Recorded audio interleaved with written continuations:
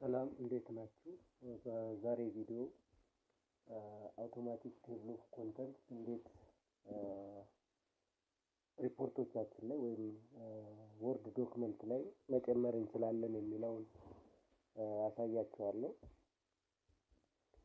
እንግዲህ የመጀመሪያው የሚሆነው እዚህ ጋር የወርድ ሜኑ ላይ ከተቀመጡት ውስጥ ስታይል በሚለው እያንዳንዱን የሴክሽናችንን ሄድ አስተካክለን መሄድ ነው ማለት ነው። ማስተካከል አለብን መጀመሪያ።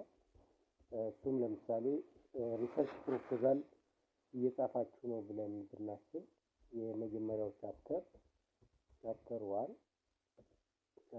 ለምሳሌ ኢንትሮዳክሽን ቢሆን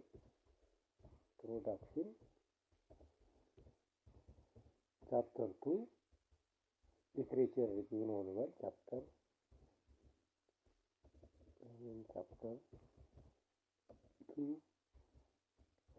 ሊትሬቸር ሪቪው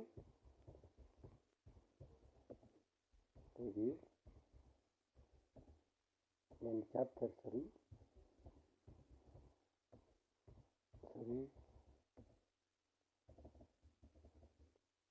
ሜቶዶሎጂ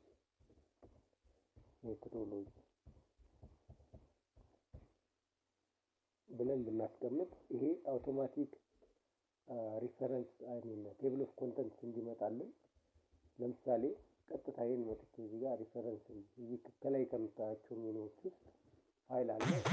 ኢንሰርት ድሮው ዲዛይን ሌአውት ዜን ሪፈረንስ ይላል። ስለዚህ እዚህ ሪፈረንስ ላይ መጣችሁ ቴብል ኦፍ ኮንተንት የሚለውን ትመርጣላችሁ። ይህ ስትመርጡ የተለያዩ ኦፕሽኖች ይመጡላችኋል። ቴብል ኦፍ ኮንተንት የምናስገባባቸው ኦፕሽኖች ይመጣሉ። ከነሱ ውስጥ እናንተ የምትፈልጉትን ትመርጣላችሁ ማለት ነው። እኔ ለምሳሌ ይሄን የመጀመሪያውን ልምረጥ። እዚህ ጋር እንደምታዩት ቴብል ኦፍ ኮንተንት አሁን ኢንቲቲ ነው። አውቶማቲክ ቴብል ኦፍ ኮንተንት የምናስገባው በዚህ መንገድ ነው። ነገር ግን እዚህ ጋር ኖ ቴብል ኦፍ ኮንተንት ኢንትሪስ ፋውንድ ይላል።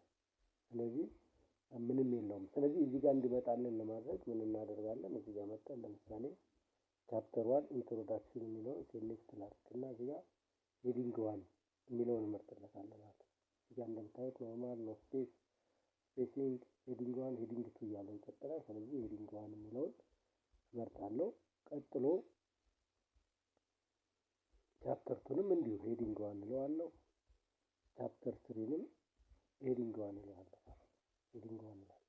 ስለዚህ አሁን ወደ መጀመሪያው ተመልሰን እዚህ ሪፈረንስ የሚለው ውስጥ መተን ቴብል ኦፍ ኮንተንት እንመርጣለን። ይሄ አውቶማቲክ ቴብል 1 የሚለውን መረጥኩ። ለምሳሌ እናንተ ሌሎችንም በምትፈልጉት መንገድ ካስተማይዝም አድርጋችሁ መጠቀም ትችላላችሁ። እኔ ግን ይሄን የመጀመሪያውን አውቶማቲክ ቴብል ኦፍ ኮንተንት 1 የሚለውን መረጥ። ስለዚህ አሁን ስመርጥ እንደምታዩት ቅድም ኢንቲቲ ነበር፣ አሁን ግን መጥቶልናል ማለት ነው። ቻፕተር 1 2 3 የሚሉ መጥተዋል ማለት ነው። ስለዚህ በእያንዳንዱ ቻፕተር ስር ደግሞ ሌሎች ሴክሽኖች ሊኖሩን ይችላሉ። ለምሳሌ ቻፕተር 1 ላይ ለምሳሌ ባክግራውንድ ሊኖረን ይችላል። መጀመሪያ ባክግራውንድ ሊኖረን ይችላል። ስለዚህ ይህን ባክግራውንድ የቻፕተር 1 ሴክሽን ነው ማለት ነው። ስለዚህ ይሄ ቻፕተር 1 ስር ያለ ስለሆነ ሄዲንግ 2 ብዬ እሄዳለሁ።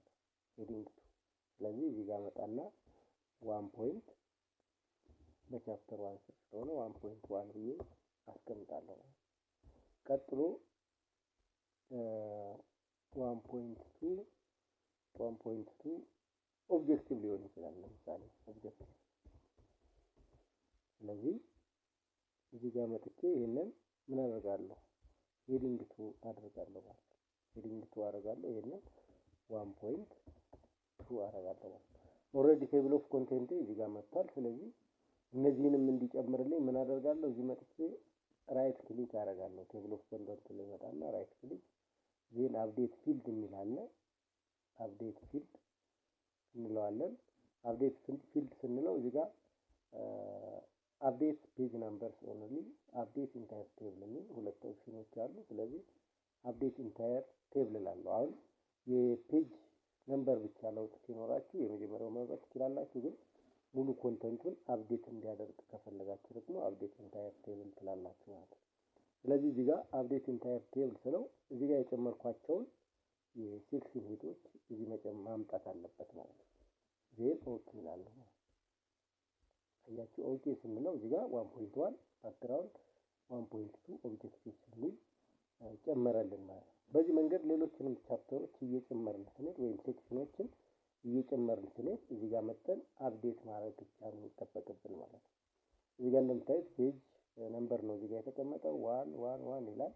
ያው አንድ ፔጅ ብቻ ስላለን ነው። ብዙ ፔጆች በጨመራችሁ ቁጥር የፔጅ ነምበሩም እየተቀየረ ይሄዳል። ሴክሽን እና ሰብሴክሽን አሁን በዚህ ስር ሌሎች ሊኖሩን ይችላሉ። ለምሳሌ ጄኔራል ኦብጀክቲቭ ሊኖረን ይችላል። ጄኔራል ኦብጀክቲቭ ስለዚህ ይሄ በሴክሽን ኦብጀክቲቭ በሚለው ሴክሽን ስር ነው ያለው። ስለዚህ ሶስተኛ ነው ማለት ነው። እዚህ ጋር መጠን እዚህ ጋር ክሊክ እናደርግና ሄዲንግ 3 እንለዋለን። ሄዲንግ 3 እንለዋለን። ስለዚህ 1.2.1 ይሆናል ማለት ነው። ቀጥሎ ስፔሲፊክ ኦብጀክቲቭ ብላችሁ ስፔሲፊክ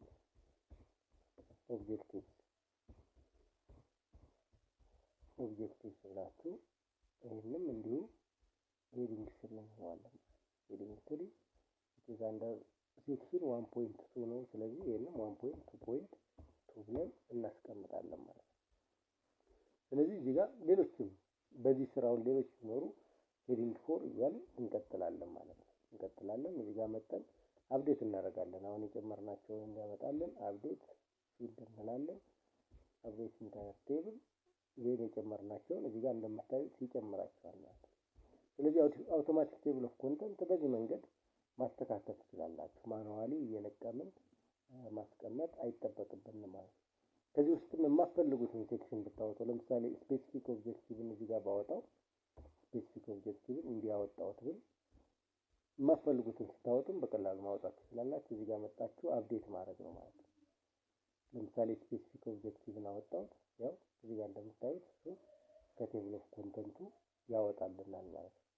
ስለዚህ በዚህ መንገድ አውቶማቲክ ቴብል ኦፍ ኮንተንት ማስቀመጥ ትችላላችሁ ማለት ነው። ለዛሬ ይህን አውቶማቲክ ቴብል ኦፍ ኮንተንት ለወርድ ዶክመንታችን እንዴት ክሬት ማድረግ እንችላለን የሚለውን አይተናል። በቀጣይ አውቶማቲክ ሊስት ኦፍ ፊገርስ ኤንድ ቴብልስ እንዴት መስራት እንችላለን የሚለውን በሌላ ቪዲዮ ይዤ እመጣለሁ ማለት ነው። ሰላም።